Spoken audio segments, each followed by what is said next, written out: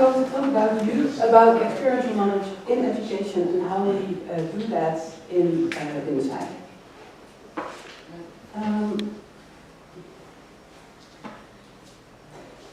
Here you see that at the beginning of, well, not at the beginning, but the sources of knowledge are separated. During my education as a social worker, I was taught that as a professional you do not talk about yourself, you do not share anything about your own life, you do not show emotions, because you have to focus on the service user or on the client. And if you talk about yourself, maybe you could burden a client. It would be hard for them to hear and listen to your stories. That's how I was educated. Does someone recognize that? Yeah. Someone. I was at college long ago, but maybe others have the same experience. So I was taught that those are different things. Being a professional is not talking about yourself and not using your experiences in your work. So there was a separation. And that's a bit strange because a lot of care in the social work is based on peer support or experiential knowledge, such as in addiction help or working in women's shelters. That's based on experiential knowledge, but that when we worked more professional, we thought no, we have to separate it. You're a professional if you do not share things about yourself. But as we moved on and we learned more, we recognized that there are three sources of knowledge. We have the scientific knowledge, we have professional practical knowledge, you learn in practice and in your work, but there's also personal or experiential knowledge. And these are the personal experiences of recovery of mental health problems, addiction and other psychosocial problems. And we think and we see that all those three sources are needed in education to get the whole picture. Because if you only learn from science knowledge, it's not enough. It's not the whole picture. You also need to use what you learn in practice, and you also need to use personal experiences to know what it's about, to know what addiction is about or mental health is about, but also how methodology works. You need all the three sources.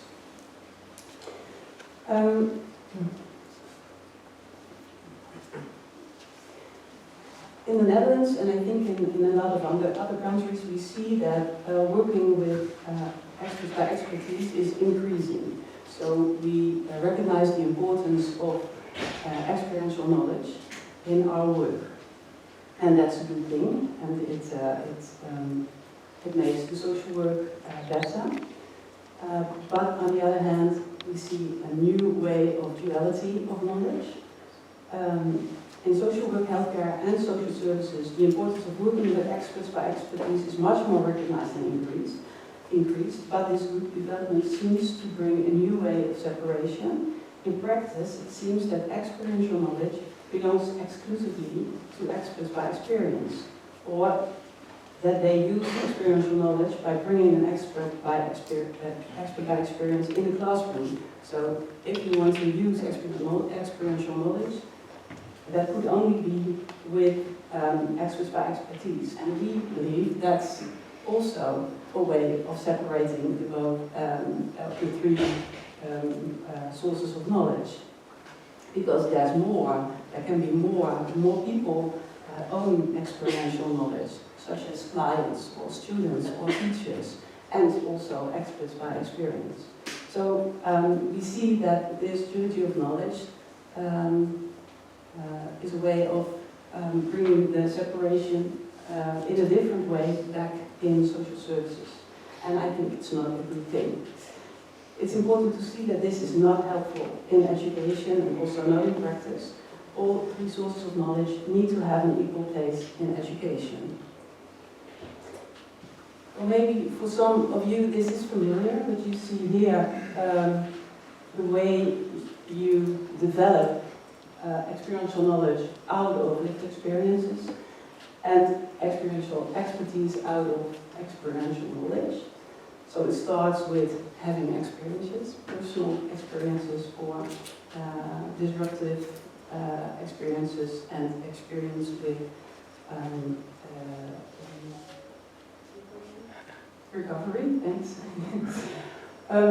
Because if you have this experience, it doesn't mean you have the knowledge. You have to develop knowledge to do something with those lived experiences. So you share, you find your narrative, you find words to share, you find the words to pronounce and make explicit your experiences, and you have to reflect on it. So you have to look back and see what you learned, what it means to you, and what your knowledge is in that. And so then you develop experiential knowledge, and then you can go in practice and learn how to use it to work with clients, work with colleagues, to use it in your organization and in your society, and then you develop experiential expertise.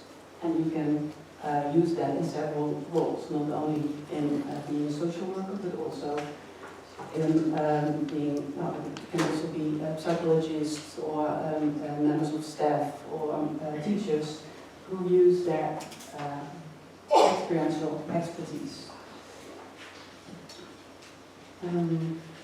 Well, then I want to talk to you about what do we do at Windesheim University. How do we integrate this in our program?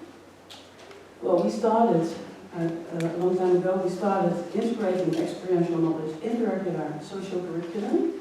So it's not only about educating experts by experience, but it's also making this experiential knowledge reachable, or you can use it for all students, not only students with experiences of disruption, but for all students. So we need all the three sources in our education. So experiential knowledge is there for all students, and so it must be part of the regular social work curriculum. We also work together with experts by experience as co-teachers and trainers. And we have a specialization to become social worker with experiential expertise within the curriculum or as a postgraduate course. So that means that if students want to be social worker and they have personal experiences that can be developed into experiential expertise and being an expert by expertise, they can choose a special program, and they, when they finish their education, they are a social worker and they also are an expert by expertise. But that's a special program. That's not for everyone, because not everyone wants to do that or has the knowledge that's used for it.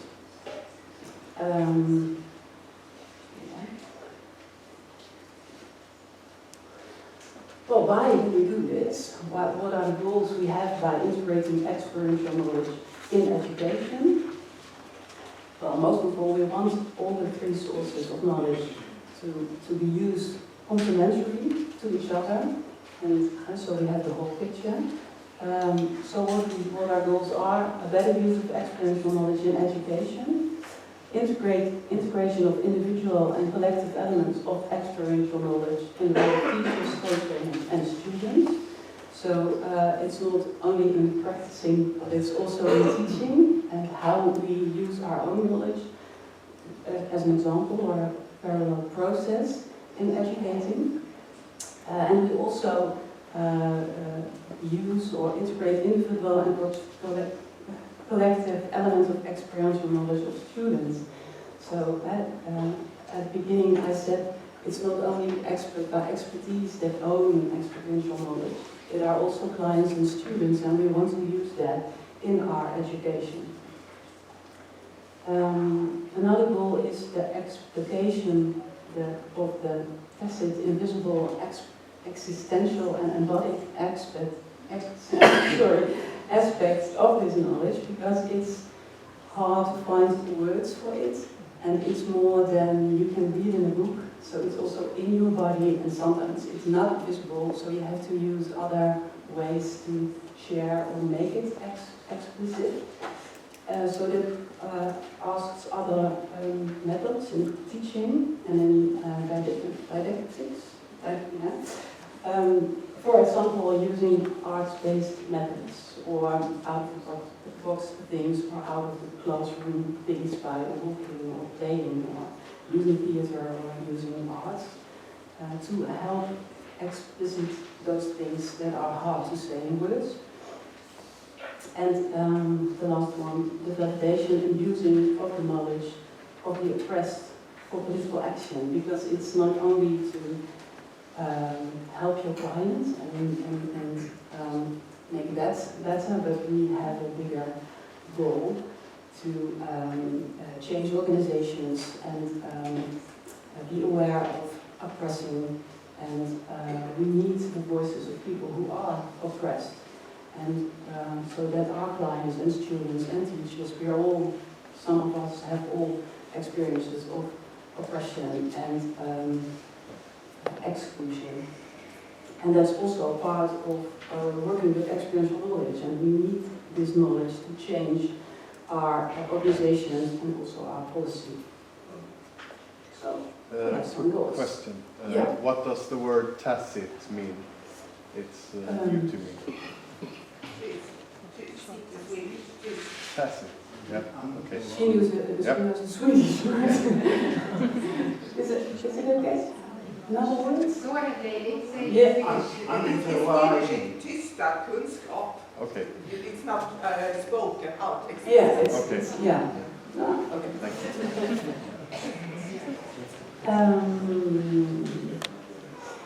Well, to go further with that, experiential knowledge is, we say, it's rooted in direct personal experiences of disruption, isolation, failure, stigma, and powerlessness. These are not nice things. And if you use them as knowledge, you show that you have those experiences, that you suffer from disruption or isolation or failure, that you feel you feel stigma and you feel powerless. That is your knowledge, and that's complicated sometimes. Experiential knowledge can be seen as experiential knowledge of recovery, but it also has to do with recognizing powerlessness. This can be contradiction to the traditional professional attitude of the professional caretaker and the teacher, because as I said at the beginning, we had those separation. So if you are a social worker, you know how life works, and you can help others to have a good life because you know how it has to be. It's not true, but that's the way you show yourself. And it's also for teachers. Teachers know they have the answers, but I don't have all the answers. And I think it's better if I share that and we can search together for answers, or to share that some things are difficult and there's no answer, there's no sure solution to that. But if you bring that in your classroom, it does something to you. You're not the person who knows everything, and that can be a nice feeling. But if you share that you do not know everything, that's sometimes hard and feels vulnerable. And also you have to be a teacher, and so you have to also take your role. That's what you have to do. So it's difficult. And we say it's paradoxical. You would rather not have this shameful knowledge about failing, about powerlessness and exclusion. This is why professional teachers and professionals make their own personal experiences invisible. They should keep personal distance, and it's not only professional, it's also to protect yourself, or to be a good show as a good person. And at the same time, you want to, if you have those experiences, you want to collaborate with or teach about service users who are, and you want to invite them to use their experiential knowledge. So if you do that, don't do that yourself, how can you learn others to do that? Or how can you learn others that is valuable to talk about and learn from your vulnerable experiences? To illustrate, I want to share a bit of my own story. When I was in my 20s, a long time ago, I studied social work at Lund, with Ali Leoni as my teacher. And after that I went to university and I started therapy because I knew I wasn't ready for working with clients. Because of my own problems that started in my youth. I'm a bit nervous now. My mother lives with anxieties and I had to take care of her. I tried to be a perfect girl, so she would never have to worry about me. So I was a good student, I was a very lovely, a bit boring girl.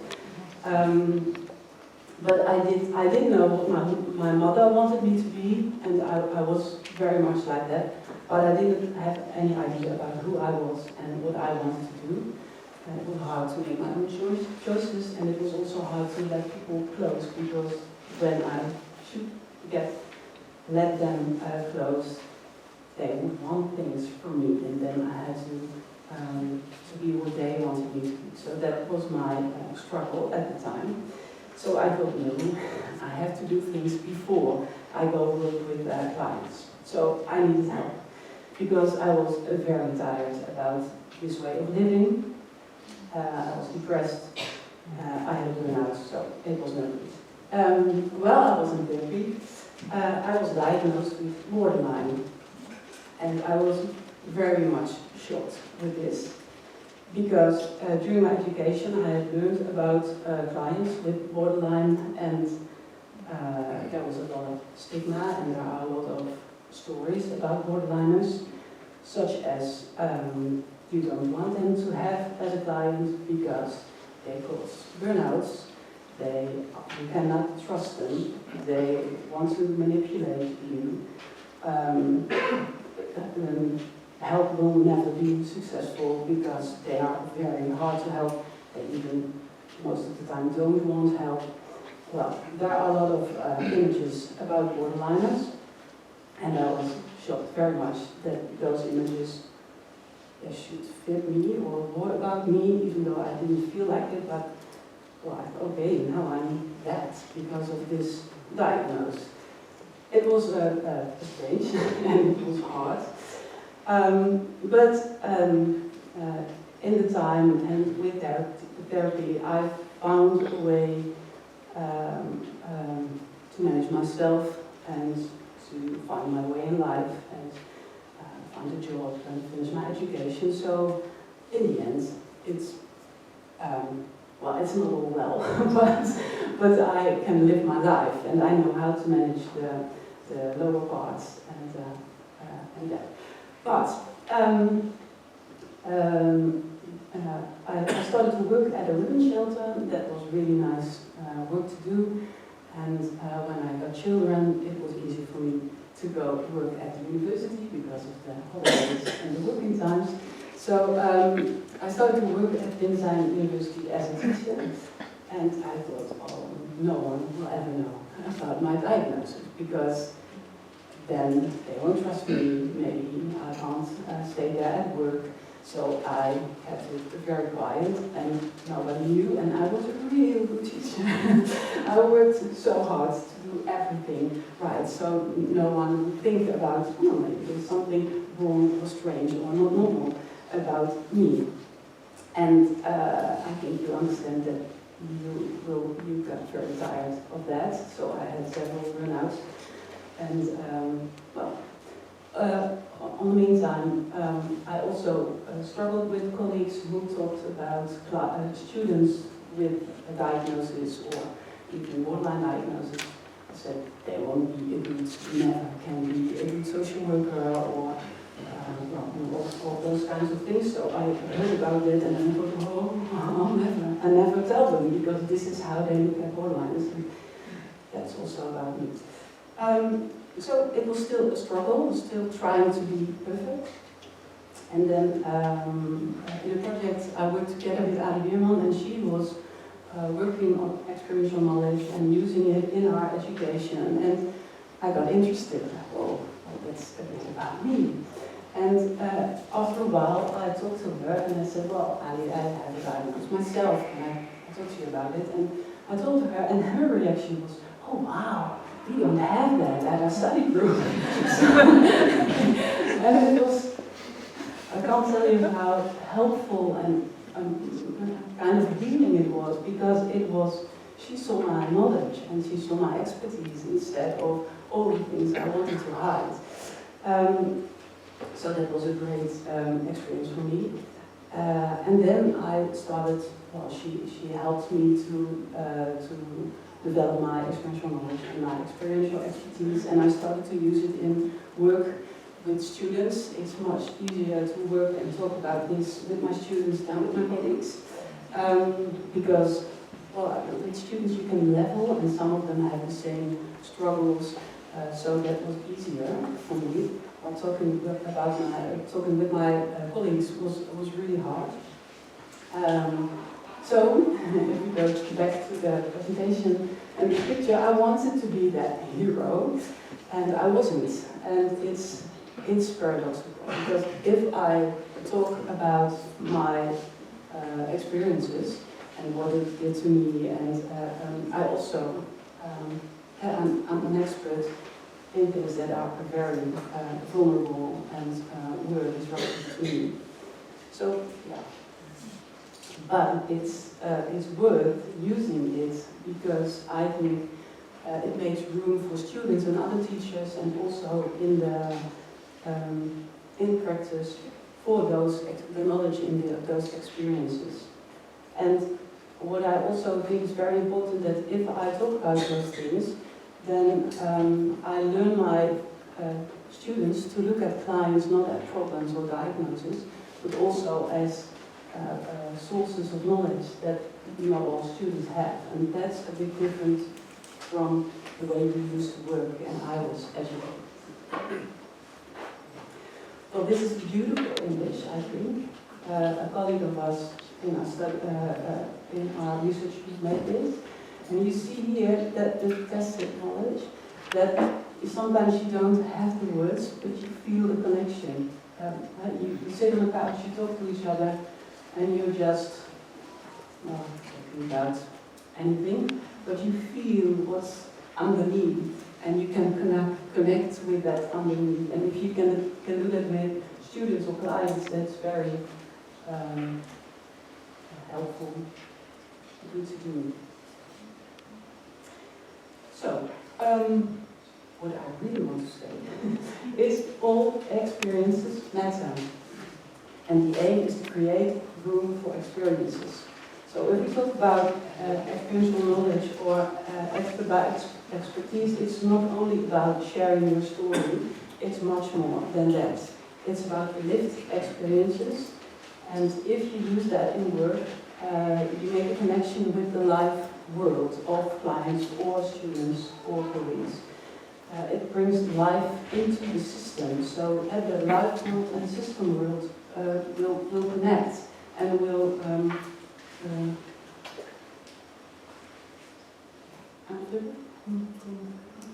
complement each other. And it's also politically critical, because it's also about things need to change. And you can stand for that based on your experiential knowledge.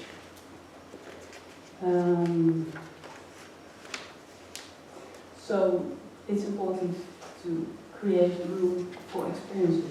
And that can be on a level. It's not only in practicing or in working with clients, but it's also in a level of management or policy making or methodology, or in all those places you can make room for experiences to use all three sources of knowledge.